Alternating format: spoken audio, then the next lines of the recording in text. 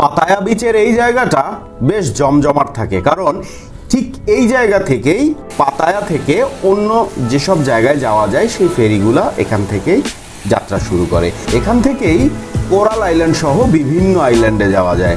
আর Pattaya এমন একটা শহর যেটা কিনা রাতে জেগে থাকে আর দিনের বেলা ঘুমায়। তবে এই জায়গাটাতে আসলে আপনারা অনেক মজা পাবেন, কারণ এই জায়গাতে বিভিন্ন ধরনের স্পিড বোট থেকে শুরু করে ফেরি এবং লঞ্চ বিভিন্ন ধরনের জিনিসগুলো চলাচল করে এবং এখান থেকে ছেড়ে যায়। আর সব থেকে মজার বিষয় হচ্ছে এই জায়গাতে বিভিন্ন ধরনের অ্যাক্টিভিটিস, ওয়াটার অ্যাক্টিভিটিসগুলো হয়ে থাকে।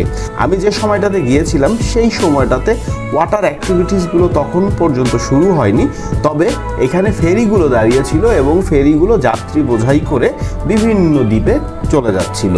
আর আমি বসে বসে সেই সৌন্দর্যগুলো দেখছিলাম। তবে সঙ্গত কারণেই আমার কোনো আইল্যান্ডেই যাওয়া হয় না এখান থেকে। আমি এখানে বসে বসে এই সমুদ্র এবং এই বিচের একটা স্মুথ ফিলিংস নেওয়ার চেষ্টা করছিলাম।